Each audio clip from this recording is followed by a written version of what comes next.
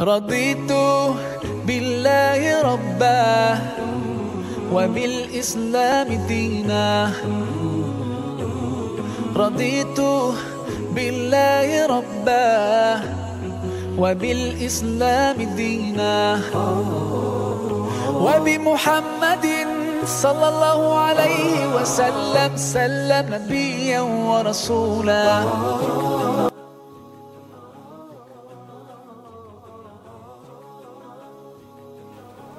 أعوذ بالله من الشيطان الرجيم. بسم الله الرحمن الرحيم. الحمد لله رب العالمين والعاقبة للمتقين ولا عدوان إلا على الظالمين، ثم الصلاة والسلام على سيدنا محمد وعلى آله وصحبه ومن اهتدى بهديهم واقتفى آثارهم إلى يوم الدين. أما بعد، فيا إخوة المشاهدين الكرام، أحييكم بتحية الإسلام وهي السلام عليكم ورحمة الله وبركاته. بعد مسلمون أمر لا بد رجولو أنا من فنيا لهم بالفيديو نجيب كم نا الكونتون مسلمين الكونتون درولا ما سو سبحانه وتعالى تنتظم كولا كسلكيلا بمحمد صلى الله عليه وسلم وكولا فرندم ورنا لهم كتكي رونا حديث كرام كونتيني ميالهم كم ماسي قبل لوكم كلين كوما نالها كيلو باكم أدوباتو نتردي أمكانو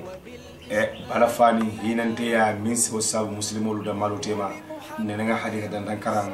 ni yalon ko abelendi wala ko hansayin o hinanteya ni balafani ka wasabati ni muslimolu da matema ka bambandi muslimolu da matema ka je ko wala musiloti mi yalon ko muslimolu dan ka bula wasilolu noma bawo ni bulata noma ibalunya se diya ni dunia kono jam ikunno se diya dunia kono jam ikunno fana sinadiya alkiyama wala deman subhanahu wa ta'ala la kitiyo kanjibe dole bije wal kira bannaluti dole bije wal kira fuwaruluti dole bije wal kira lonnaluti dole bije wal keta woltanoluti dole kira nyaton koluti dole kita woltanoti womume man subhanahu wa ta'ala tilimo kanne boketa pour ne atina pour ka bala fa nyoy bannaye bala fa fuwaroy fuwaro français bala fa bannaye nyaton ko se bala fa komam ko français bala fa nyaton koye lonna se bala fa mimma londo soto mim fana londo soto asbala fa lonnaye o be kala nyaa bala fa kala nyaadi de taawunu be tarle tema nyodema baw ala ko taawanu ala albirri wat taqwa wala taawanu ala al-ithmi wal udwan akar si nyodema ku kende barola anin ala nyasilam barula woto nyaton ko se ko man ko de manu ni ala nyasilam wala asaya marino lonna fana se mimma ke lonnati asaya barno ala nyasilam ni ku kendola na fultiyo fana se fuaro de manu ni ala nyasilam wala asade manu fana ku kende barola woto hansa e obadi ya min sama sabatindi kila mo sallallahu alaihi wasallam nyina wala de aman kanya talde bar aya be ko indile atale faayidan kuma subhanahu wa ta'ala la ama fi mafendum to koma robar halifa mi yarakum bakar nabi an abi hurairata radiyallahu anhu قال رسول الله صلى الله عليه وسلم من نفس عن مسلم كربة من كرب الدنيا نفس الله عنه كربة من كرب يوم القيامة ومن يسر على معسر يسر الله عليه في الدنيا والآخرة ومن ستر مسلما ستره الله في الدنيا والآخرة والله في عون العبد ما كان العبد في عون أخيه. رواه مسلم. حديثا يقول هكذا ساين حديثا لم يلون كوتو للمسلمون ya koto fahamu ibrahima no mafanan adobato ibrahim kodo kono bi imanya kabla kono mumeke kila sallallahu alaihi wasallam abu hurairah hadith min fila kababulu kila kuma nafasa am muslimin kurbatan ako nimmi e kolaya kubani muslimo kan ako muslim amanna ke ma'rifati ako le muslim muskino muslime o muslime ni kolaya kubanda bala muslimo ake malom bang am sumalom adini malom bang akeba malomba afwar lombang abana lombang alona lombang wotaro lombang akon muslimo nimmi kole ya kubandi muslimo kan min kura bi dunya kabo dunya kole ya koluto aw dunya kole ya ko asiyata kilin kilita man kiliya mobe kemere dunya kole ya ko nyala dunya de wona datale andum fanam anin abe ketala le fanam o kole ya ni bar nimmi soni ndiroke inyo muslimo e o kole ya kulula adobato nim akrelon akren na fultirati fuaro be batari ma no man tarabulu sukuro man tarabulu walla abe sulare pour min se balu sone ndabulu man tarabulu ako nieso ni andirke o muslimo e ado bato na flo babulu barbitum londo doyata ite lonna ko neso ndirkaye yeso ndiro kay nyaadi londo yaji dala as alabodo nyasot londo min ado wala kala nyaton koti ede nyaton ko komanko yeso ndiro kay ado bato ni de diamuta morsa moy ni luwalandi morse bula noma ako niwo sone ndiroke muslimo e ako tamari yassara Allah nafasa Allah anhu kurbatan min kurabi yawm al-akhirah ako al-kiyama lolum ala sone ndiroke defane al-kiyama kole yakula mo be yaro ko al-kiyama sone amantaraje foni ala sone ndiroke biye kole adorna biye bawo folo folo munyinti do ba do semira nim fata mbita mun tole mo kole altimiya non ko akole rabaki mirolo miyalon ko ase muslimo sino baliyadi nim fata mbita mun tole bawo imalo mbita daminto wakola alkiyamo ko rafalo nabi je aljanno lon wala dimba ni man tan ko rado kono ibita jin ko rado le kono oto mu kole alati kitibla o mu kole alati sirato kate o mu kole alati bar alako nimmi yesone ndiro ke muslimo yi ako sonendiro ala sa fali alkiyama sonendiro kuwara alkiyama talati bar dunia kono jang ase sonendiro ke dunia kono jang alkiyama fanta e soneya ba wobe ko yernde motara kere mumeki yeso nendiro ke moye ila na fuloto yeso nendiro ke moye ila feroto ila londoto ala yebula yewonya o tekela mumeki ni sonia mankele jato fon e dunia kono jang ase fundi ko moto na manke o ase fundi ma bari ko wono harwadi wati ni ala donto asela julo jo wojulo joji nenga fu asikeno jata kediati askeno yirwati askeno nyato tati askeno koku nindi nin kayra ko la dunya ko jam wono harwadi muslimo wati ala ko kon donto nela julo jo wono nimmi ala sore ndiro ke jongoy muslimo e dunya ko jam ala sore ndiro ke alkiyamo nyine kala sinin karo ka yafuko barsila sonia akoni mi yake muslimo e fo jawolu fo man tanaje mo ke muslimo tanulu fo man tanaje ba hakay muslimo tanobi je nyande ka bata ka balafa kay bawo alqur'ano kono jako nyanta dila mo siol minulla abewol kono minul yalla ko keso do me dalindi muslimo ya dino nyinna abewol kono je woto wol fara nimmi e sonendir kuke woli wato min ya harmadiya yewala tanka harmadiya niyo yewala tanka wato min nayoke yeso nendiro ke harmadi ko wala kiya sallallahu alaihi wasallam akon nilama hani giyo mi yaron ko ba nilama na sadalo muna ke sadadi bawo yeso nendiro ke nilama e woni lama fi kulli kabidin ratibin sadaqa woni lama ni askeno muslimoti askeno muslimotanooti wato min nay harmadi ko mako yi inyo harmadi ko kabriya mako yi wato minna woni barajo soto yeso nendiro ke harmadi we dron ala fara fende yeso nendiro ke alkiyamu ko wato bari muslimo haditho nyimbe kerekerle muslimo le diamo mo le tati bari kumo koto o mo harmadi ya belete raddan ka moy don nale ka ko al insaniyatu qabla tadayyun harmadi ya yiw fa safolo yewde ma folo jannin muslimi adino kana bawo manzo subhanahu wa ta'ala ko wala qad karramna bani adam abu mun harmadi woni na bu nyali nga horoma na topotole harmadi woni woro kabringa harmadi ngo topoto na harmadi ya faran topotole na topoto nyaadi de nyeke nyimban ko kan khalifolati nyeke nyimban ko kan maral fem maral lalati nyimban ko kan mimbe banko marala akanatiya woto banko maro munyiti sonendiro yoke inyo harmadi woni woro harmadi ya fende folo janin dino kana nin dino nata ako ya ayuhan nasu inna khalaqnakum min dhakarin wa untha waja'alnakum shu'uban wa qaba'ila lita'arafu harmadi ya leworo al-insaniyya tadayyuno nata ako inna akramakum 'inda allahi atqakum alkono mo kendo alkono mo suwandiro alaya alkono mo ofisiaringo alaya akolo ala nyasilanati wala al-insaniyatu qabla tadayyun harmadi ya ibole jibela folo yo bambandi yo topoto okola muslimiya jiroye ni milisiti ni nyobala isna topoto kila sallallahu alaihi wasallam ngara sira ko ni jibe mbata na jiw sira baki adin kafirul lalu dinkiran ay balafani hiro mi kafiro ni lunda be salikan be o kala muta e nyon ko mo fa makasa de kono quraysh de kono ako abu jahal ko kafiro le ko alta kabila kali minna ko nyon ko mo fa bi nyon ko mo la kono femol ali e cikaram ali natina kabrin kila sujita ko kala bon kila sallallahu alaihi wasallam bar kila mo ko fenti al taif be o kala mutale man so kila ay kila kan akay ni pare man so ko ala kila kan jibril ka ko ala ki kan ako ni pare sai nyin ko fulo ay na kini nyobada ni efa taifon ko efa ako nga fon ko ala ko ay fe imalo ka minki ado bar fa sina fintindro ke ko sulu ko membe kala dino nyaki de bandlat tawan and wala kita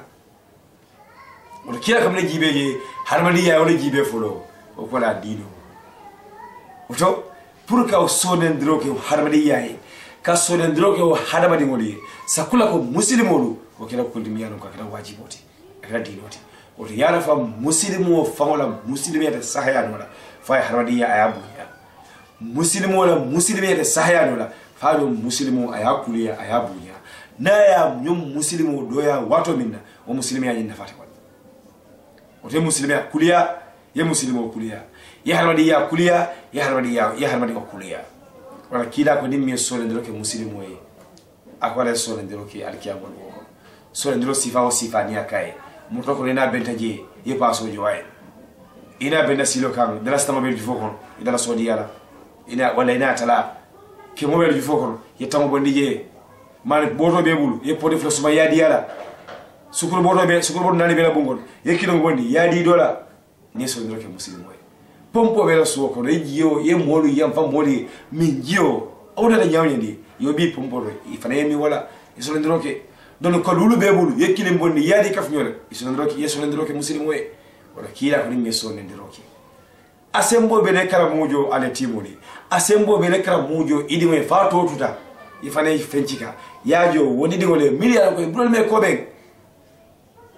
bar fodi mbes ndelo tara silal dorom na fuko tubabol le kade maro natina arabol le kade maro natina ndel mo fe kunda hani ko nyala kela kabir wato min alay dillul karafela yebe la karam mojo sikati ye pomin turaje mo kilim bonde karam moto fa ebe na karam mojo la kabilo ko mo kilinta je miyalo ko karwo kare adota nyawnyande man pot kilinga badila ye man pot lulu tabi pot kilim bonde ye mo nibo ya di ala min kam suwari ngala ado bar dobe marse konko bala dobe tawaga siloka konko bala dobe tawaga siloka mindo bala ita frigo farin nin jisuma nin femurula kile moni je yadi modola muslimi adino mu nyoma ko yorati muslimi adino mu ka hina nyola ka bala fa nyola kabite ado mo kono fata yemire si nyola dobe je konko bala kabri yela laran kan ko mana kanje fara feka wala ay kono shono bije dobe je laran kan dole kono le fasa yadi ma le fa fije le fala pompo abeso le ekolon burkaje ye pompo dundi dobi je jula ko la sawa bala fae hinae ide sama to dum tilobe ke singo kandi dobi je wasa mo do bala fae hinae ye fe modum bayo min alo ada ayati kilo wili fo wili saba dobi je dalas kanu le do maso bala fae hinae muslimi adino ko le foye man nafasa am muslimin kurbatan min kurabi dunya ko le akuo sifa wa sifa ni abondi inyom kan nigel lonnati bala fay ñol lon balori dino itandila kendama harmadi muslima ay dino itandila akendama barakarigo min se yebala fa jawoli kafirol bala fay yino ne so la ni bala so edwa ke fo ala se kandandi yo min kono ay yeba kono ni oki wo mu be duna bundale kono wala bungale kono min kala ko ya bondi iyo muslimo kan ako alkiyama ko ya kulu ako ala sabondi fana mario ya sabondi mario kan wala na alkiyama mo sa jako bondi dunya ko na jam amansiya as nyinata alkiyama ni ngaro nu na ngafulo ngabe ke jakoti ay drastan sala bondi alkiyama sabondi ngana tanu na wirolu na miliyolu ngabe ke sadati fende fawe min bon lakan alkiyama ko wala min bon lakan alkiyama ko wala sembo warata wala faram barakata odo koleya ko niya bondi iyo muslimu kan ala se koleya ko bondi kan alkiyamo kon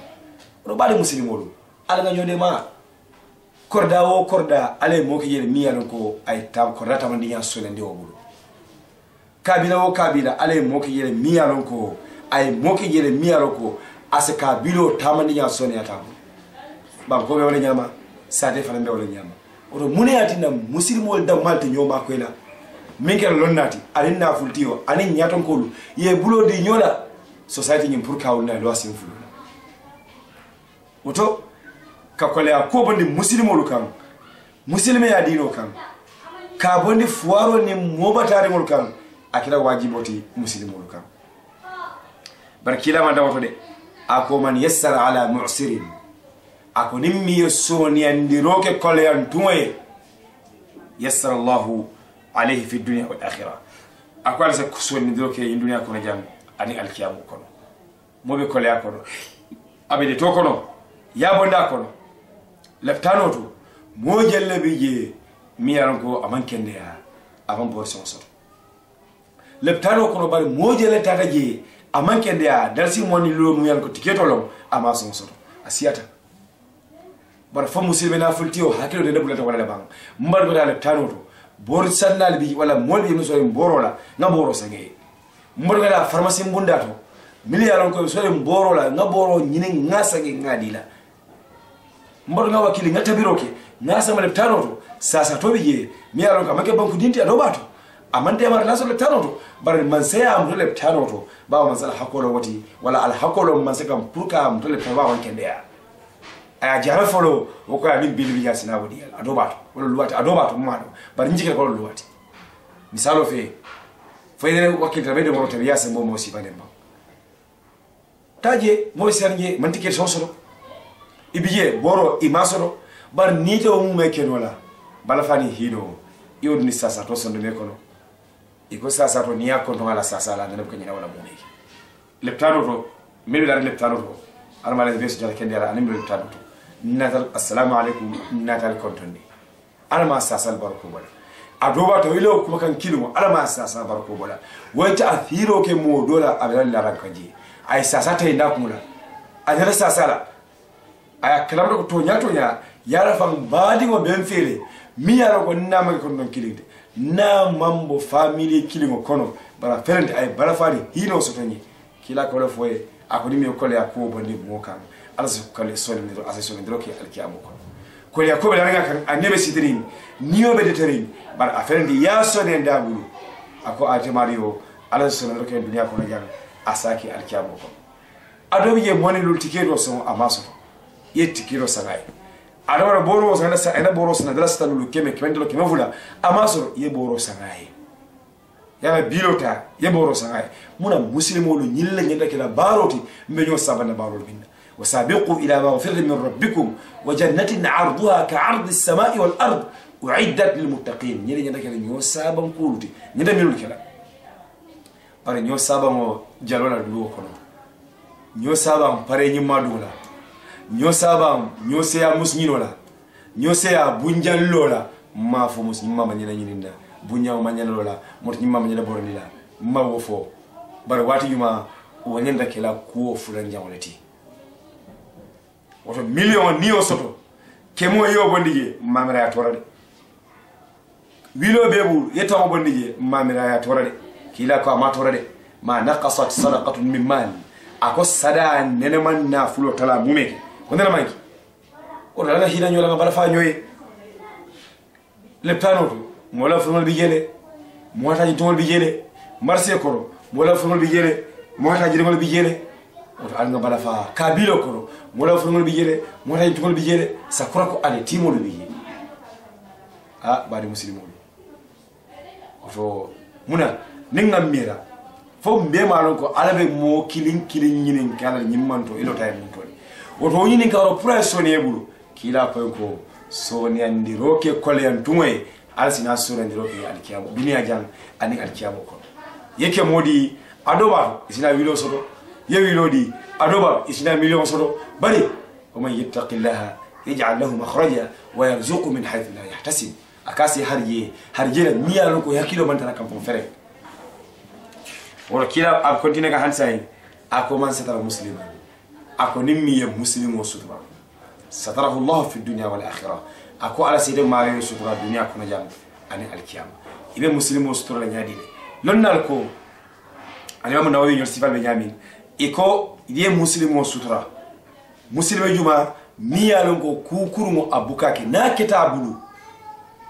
iba sutura ñadi le mol nite da mali akalamta moto mal kana kalamuta kilin ya kontrodia fula naji ata pray tubi ya mari pray tubi se alala wala kontrodiati wala sutura loti bar niya kontrodia ka fokono moli alon ko nyinde molo mi alon ko ala mo kende ba nim fundi ku kitabulu moto mal mo kalamuta nite o kankula ya kontrodia sate kono wala ya kontrodia jama kono ya tankere ima kontrodia ima sutura bar ko mo mi alon misalo fi mo kensa men ko heddo minati akalan kelamandi taysa wala akalan kelamandi ku hunkela akalan kelamandi iko mario ne ku ku yala fala afalla kelamandi afala afanten kere wodo kawten kere kasiman tara woto bar misalo fi almamu ustado minga dina krandilati bayna qawsi minga dina krandilati kulurla minga dino kulurlati nim funu ku kitawo wudu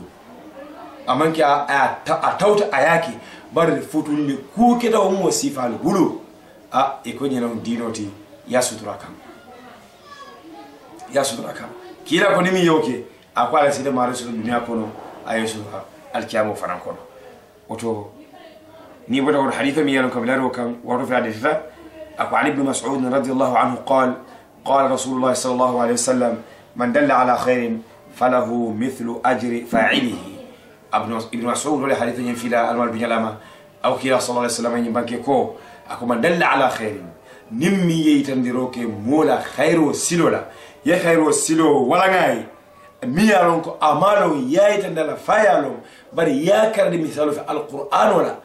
wala ya kardi salinyala ya kardi sunyala ya kardi jako bondinyala ya kardi sada bondinyala yaku nyimma yitandala kila ko ita mario ite mi yeytandiro kala barajo be bulu ya yeytandi mim fanana afane barajo soto riwaya donata ako mo fulbe la barajo kindata nasila isi bela barajo dila ada fani nyido na flo babulu amala bal na flo kala nyami amala sada bonde je nyami yayi tandala sada yanta bola tenne ado bato ya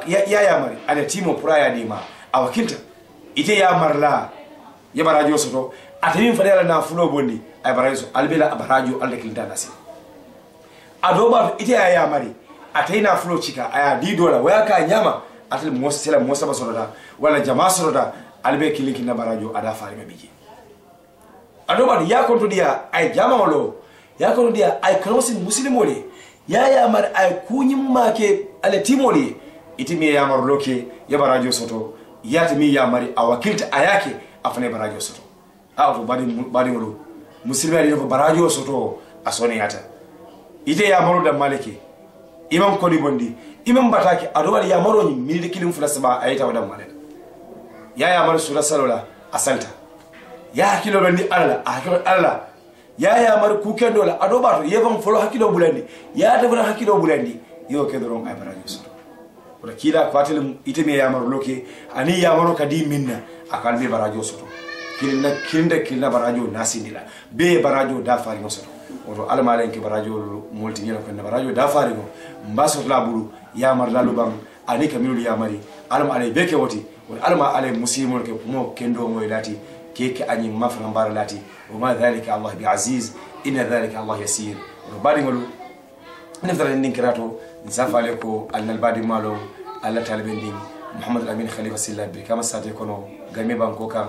wala bijan anabari mal binga samsi jededi ali muhammad jete minga cameraman oti pour ka le dema kanyo konto dia dinoto odombe konto dia min fokan ndoya camera natinang ndoye cash power natinang ndoye memory card natinang ndolo ta simola pour ka camera abe barajo so do bar inshallah mbe jikeni go be barajo so ndomi fana yalla moy afane barajo so je o almale dema ونفترض الانكراto واخر دعوانا ان الحمد لله رب العالمين والسلام عليكم ورحمه الله وبركاته.